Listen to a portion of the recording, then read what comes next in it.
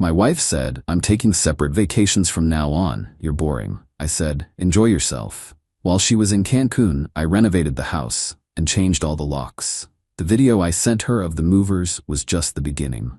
Original post: I, 48 male, been married to Veronica, 44, for 16 years. 2 kids, both in college now.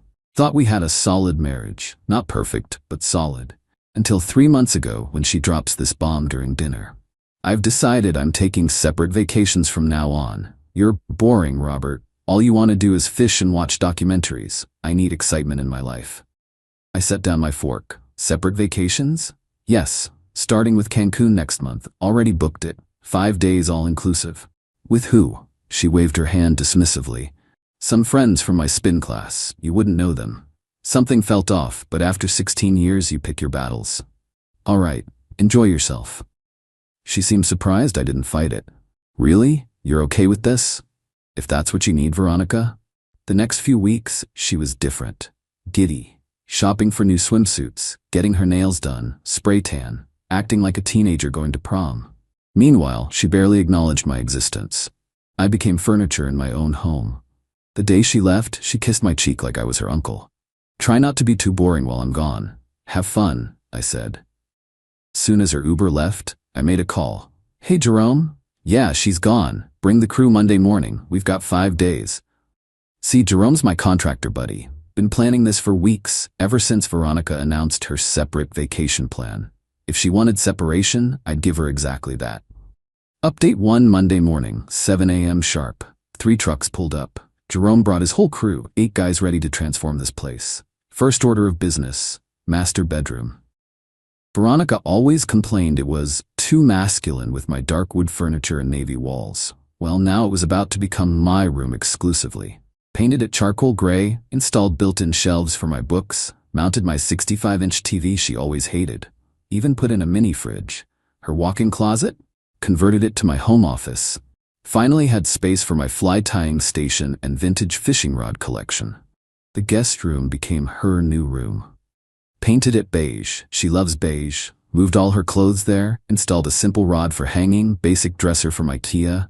Nothing fancy, functional. Tuesday was the living room. Out went her live, laugh, love signs and throw pillows with motivational quotes. In came my leather recliners, pool table, and dartboard. The formal dining room she insisted on?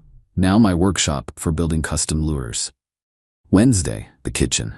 Removed her wine bar, installed a chest freezer for my fishing catches. Her collection of decorative plates, boxed up, replaced with my signed sports memorabilia. But Thursday?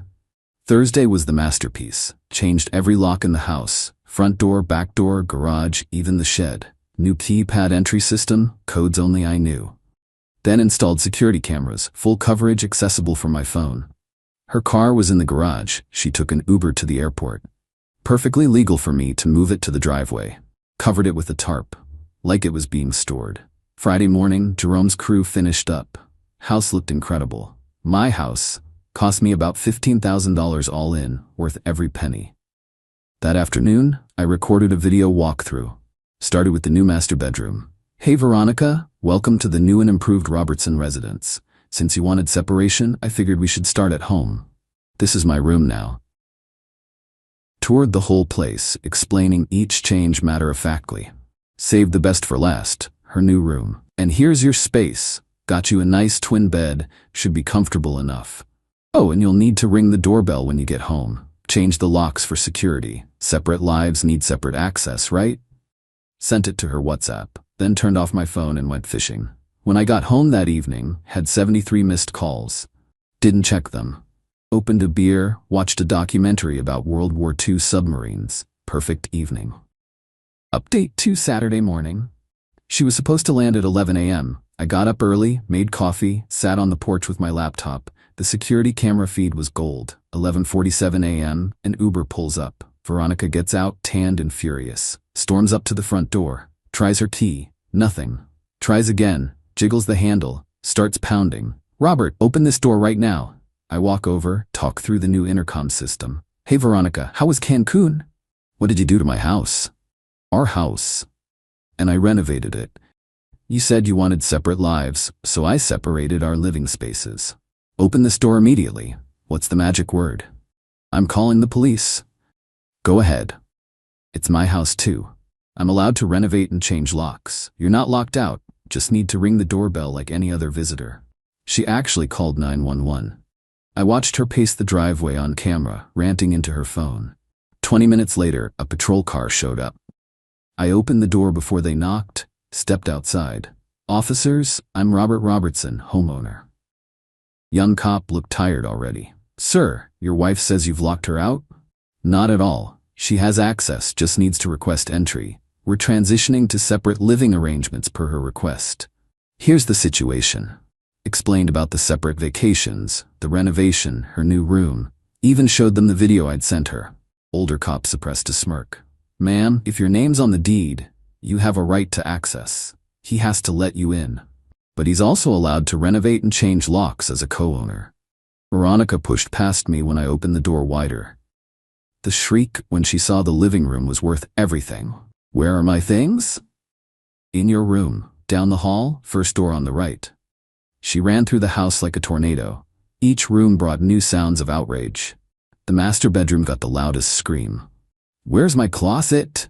That's my office now. Your clothes are in your room. She burst into the guest room, saw the twin bed, basic furniture, her clothes hung on the single rod.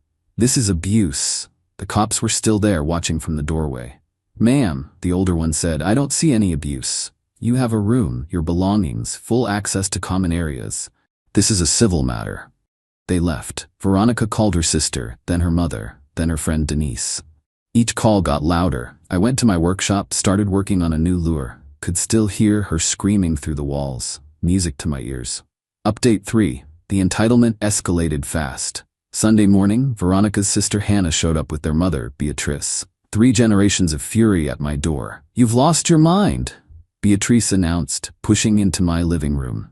Morning, Beatrice. Hannah? Coffee? Hannah surveyed the room. This is financial abuse, emotional terrorism.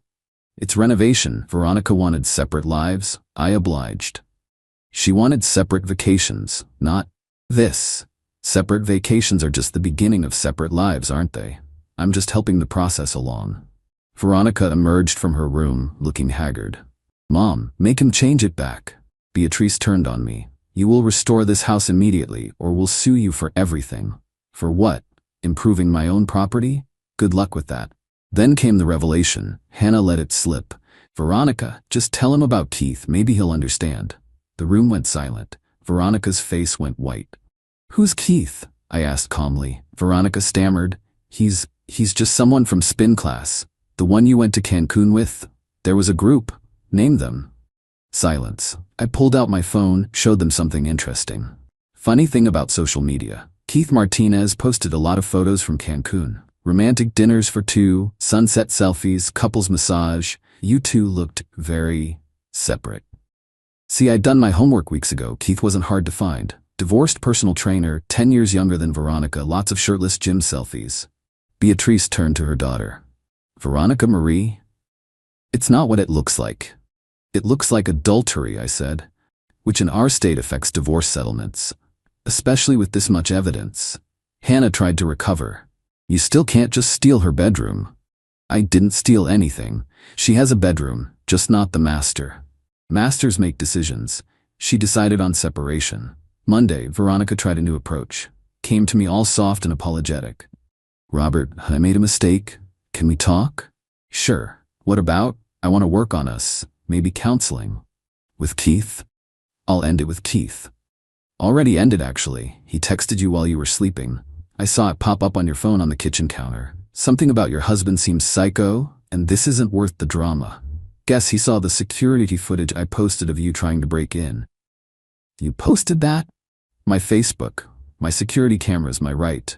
She tried tears next. I'm sorry. I love you. 16 years, Robert. 16 years and you got bored. Your words. I didn't mean it. Which part? The boring part? Or the part where you planned a vacation with another man? Tuesday, she served me with emergency divorce papers, demanding I restore the house, temporary exclusive use of the home, spousal support, the works. My lawyer, Thompson, literally laughed when he read it. She admitted to an affair, you have evidence, and she wants exclusive use? Judge Rayburn will love this. Update 4. Court hearing was Thursday. Veronica showed up in her best victim outfit, conservative dress, minimal makeup, trying to look wounded. Her lawyer, some young guy fresh out of law school, started strong. My client has been effectively evicted from her marital bedroom and subjected to psychological manipulation. Judge Rayburn, older woman, been on the bench 30 years, cut him off. Counselor, I've reviewed the filings. Your client announced she wanted separate vacations and called her husband boring, correct? That's taken out of context. It's a direct quote. Mr. Robertson, explain the renovations. I stood. Your Honor, my wife declared she wanted separation in our lifestyle. I accommodated by creating separate living spaces. She has a private room, full access to common areas, all her belongings. I didn't evict her. I gave her exactly what she asked for. And the locks? Security upgrade. She has access, just needs to request entry. Given she was vacationing with another man, I felt it prudent. Thompson submitted the evidence, Keith's social media, credit card records showing Veronica bought his ticket, text messages my PI had legally obtained from her public posts. Judge Rayburn looked at Veronica. Ma'am, you committed adultery? It wasn't, Keith and I. Yes or no? Yes. And you want exclusive use of a home you cheated in, that your husband renovated with his separate funds? Her lawyer tried to salvage. The renovations were vindictive. They were responsive, Judge Rayburn corrected. Your client wanted separation. She got it. Motion denied. Furthermore, given the evidence of adultery, I'm granting Mr. Robertson's counter-motion for exclusive use pending final divorce proceedings. Mrs. Robertson, you have 30 days to vacate. Veronica exploded. That's my home. Which you turned into a launching pad for affairs. 30 days. Friday, Veronica went nuclear. Called my employer, claiming I was mentally unstable and dangerous. HR did a perfunctory investigation, found nothing. I'd already briefed them weeks ago. Saturday, she tried to break into my workshop at 3 a.m. Cameras caught everything. She took a hammer to the lock before the alarm scared her off. Called the cops myself this time. I want to press charges for attempted breaking and entering. They arrested her. Beatrice had to bail her out. The mugshot was unfortunate for her. Sunday, desperation move. Keith showed up. Bro, we need to talk. We don't. Look, I didn't know she was married at first. She wore her wedding ring in your Cancun photos.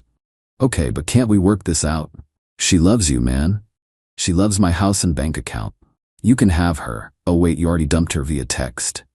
That's not, Keith, you're a personal trainer living in a studio apartment driving a 2008 Honda. You thought you found a sugar mama.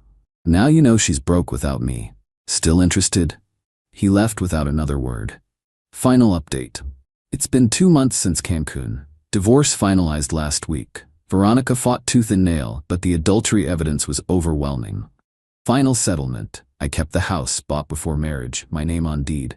She got her car and retirement account. No spousal support. Thank you, adultery clause. Split the joint savings 60-40 in my favor. She had to move back with Beatrice. Last I heard, she's working full-time now instead of the part-time hobby job she had during our marriage. Keith disappeared completely once he realized there was no money. The renovation stays. Love my new master suite. The pool table gets regular use when my buddies come over. The workshops produce some of my best lures yet. Hannah sent one last nasty text about how I destroyed Veronica's life. I responded with a photo of the "I'm boring" text Veronica sent me before Cancun. She destroyed it herself. I just stopped paying for the demolition. Blocked them all after that.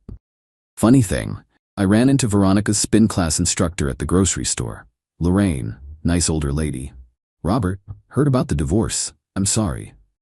Thanks, Lorraine. Can I tell you something? There was no group Cancun trip, never was. When Veronica told the class about it, we all knew what was up. Keith wasn't exactly subtle about their friendship. How long?